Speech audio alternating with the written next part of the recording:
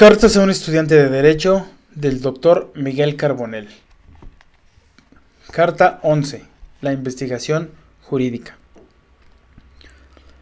He pasado toda mi vida profesional, desde que regresé de Madrid habiendo obtenido mi grado de doctor en Derecho, trabajando como investigador en la UNAM, y le he dado muchas vueltas a las preguntas con las que terminaba la carta anterior.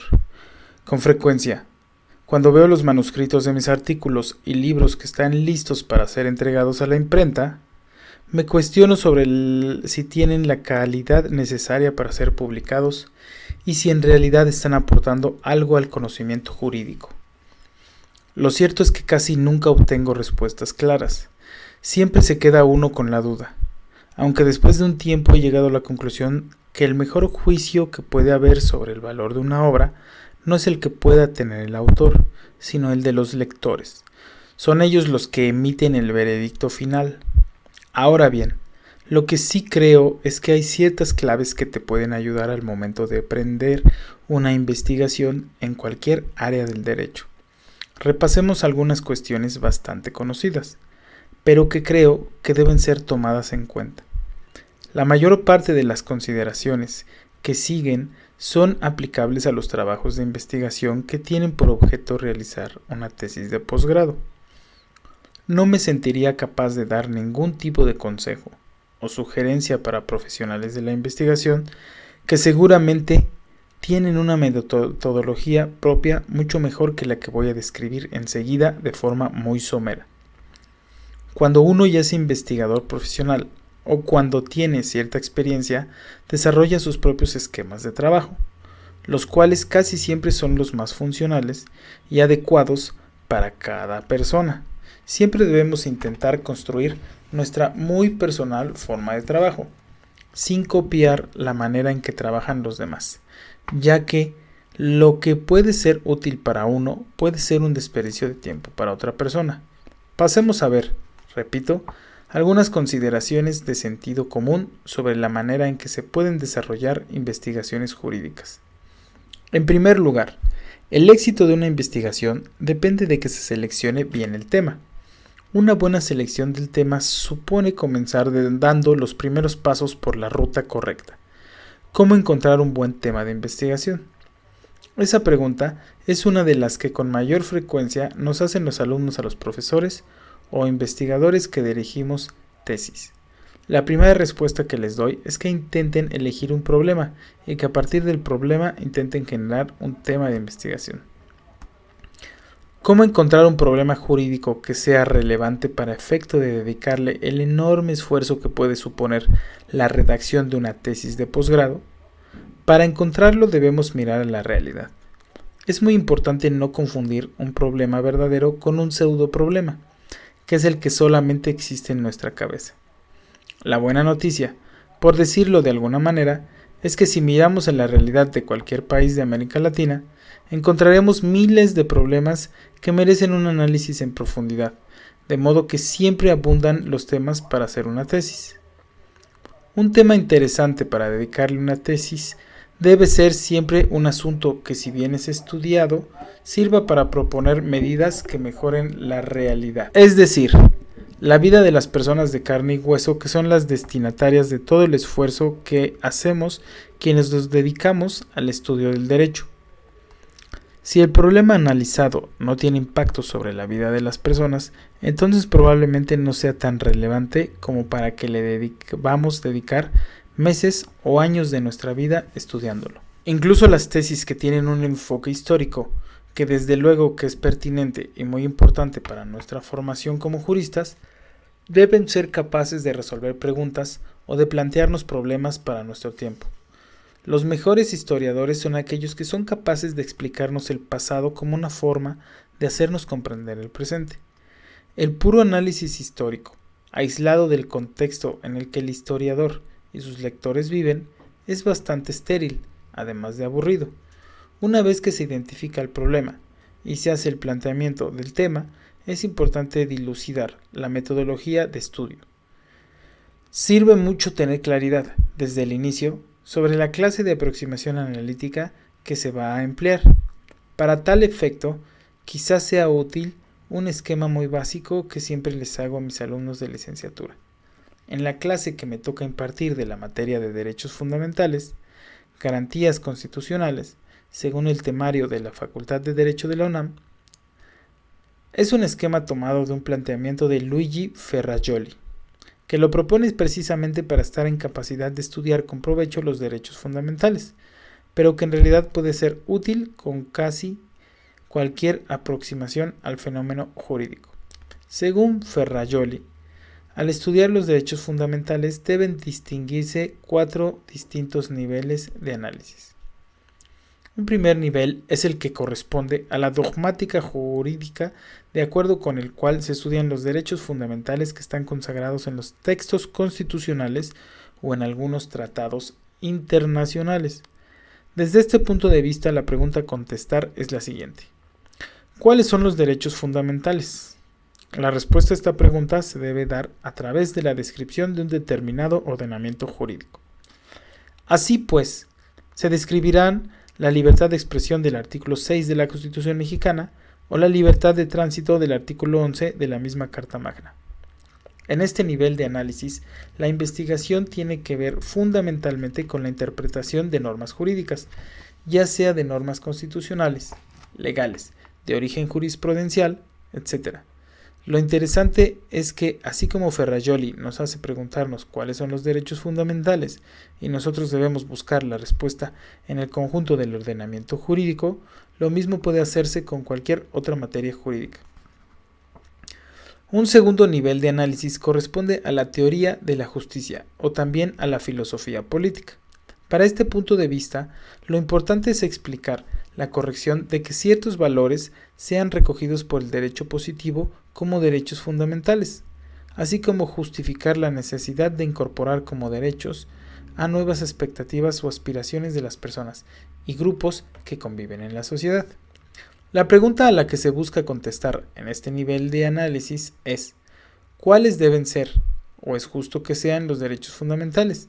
Para responder a esta cuestión se deben ofrecer justificaciones y razones por las que se considera que deben ser derechos fundamentales el derecho a la igualdad, los derechos de libertad o los derechos de participación política, con independencia de que un determinado ordenamiento jurídico los recoja o no como derechos efectivamente tutelados por la Constitución.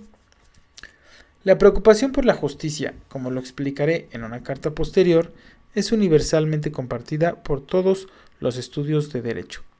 La justicia es el gran valor que anima a las sociedades a dotarse de sistemas jurídicos para resolver de forma pacífica los conflictos y asegurar que, como decía la clásica formulación romana, cada uno obtenga lo que le corresponde.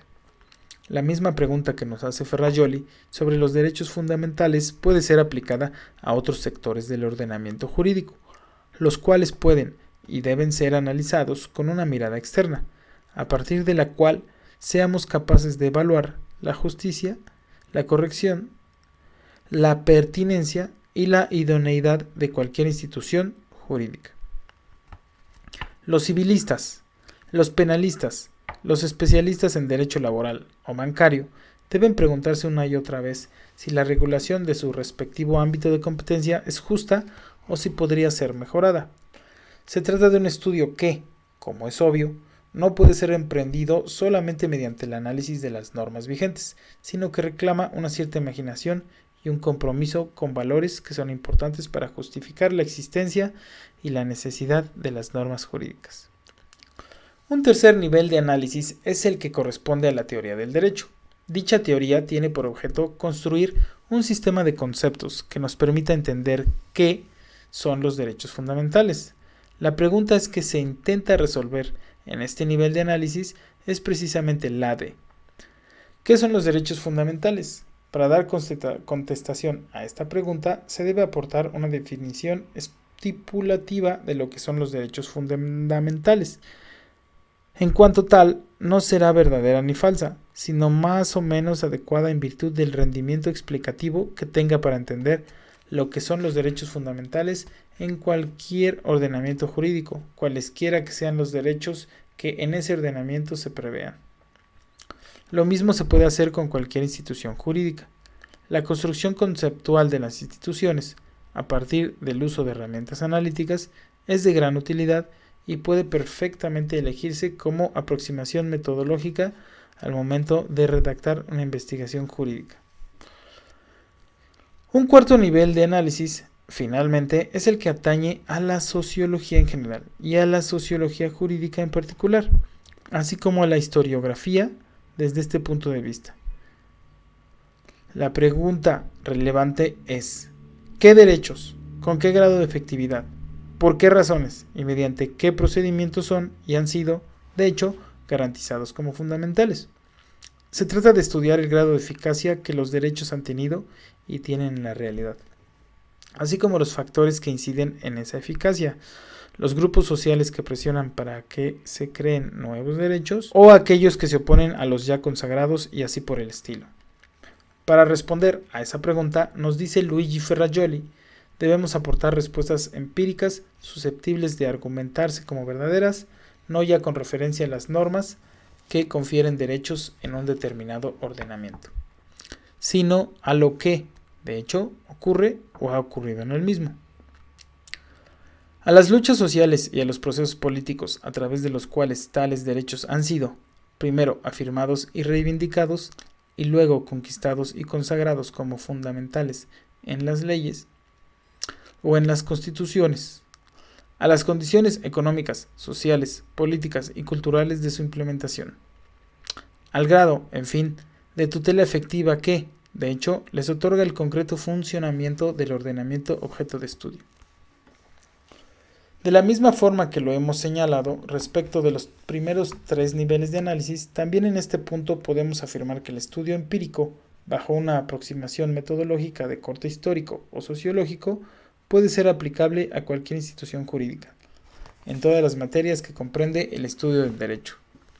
De hecho, no es frecuente que los abogados utilicen herramientas metodológicas propias de los estudios sociológicos, aunque resultan muchas veces de gran utilidad para comprender el alcance que tiene en la vida práctica una determinada institución jurídica. Por ejemplo, ¿cómo podemos hacer una tesis sobre el procedimiento penal si no contamos al menos con algunos elementos de medición estadística que nos permitan señalar los problemas existentes o que nos indiquen las deficiencias de las instituciones encargadas de aplicar en la práctica la normatividad penal adjetiva? Recurrir a estadísticas, encuestas, entrevistas, etc. es algo que puede complementar perfectamente una buena investigación jurídica. Ahora bien, aunque tener claramente estipulados los 4 posibles niveles de análisis es importante para hacer una buena investigación jurídica, lo cierto es que no deben verse como algo separado o excluyente, ya que pueden ser aprovechados en conjunto. Es decir, una investigación puede contener perfectamente cuestiones conceptuales, discutir sobre análisis normativos, aportar evidencias históricas y hacer valoraciones sobre la justicia del tema que se esté abordando. Lo importante es que al construir nuestro discurso sepamos con claridad en qué nivel estamos instalados, para no confundir asuntos que son puramente normativos con valoraciones axiológicas o históricas. La pulcritud metodológica es un segundo elemento que puede ayudar en el desarrollo de una investigación, luego de haber elegido correctamente el tema de estudio. Hace algunos años, cuando me tocó hacer la tesis licenciatura, todavía se aspiraba a revisar la bibliografía completa sobre el tema de estudio. Esto significaba que para que una tesis pudiera estar bien hecha, el autor debía haber leído rigurosamente todo lo que se hubiera escrito sobre el tema que se proponía desarrollar.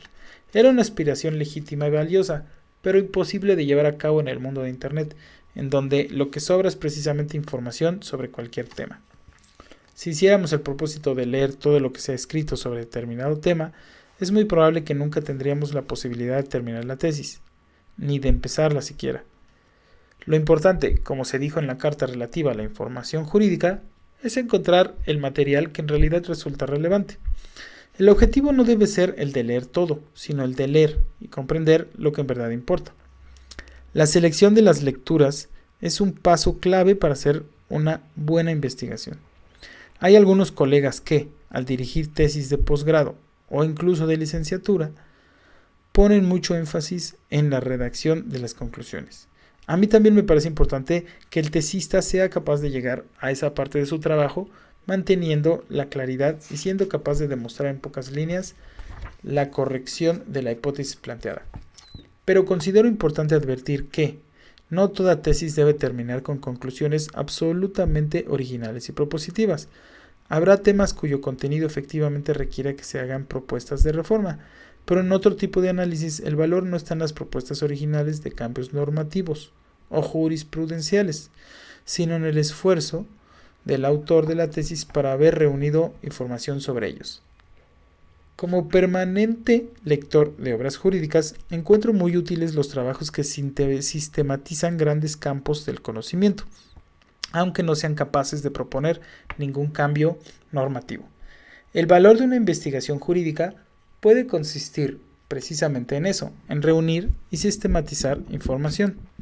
He visto muchos trabajos de tesis, más de nivel licenciatura, pero también algunas de posgrado, cuyos autores se esfuerzan en proponer novedosas conclusiones con el ánimo de demostrar que son capaces de hacer propuestas originales.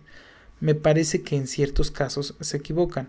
Repito, si el tema lo permite, hay que proponer reformas e innovaciones.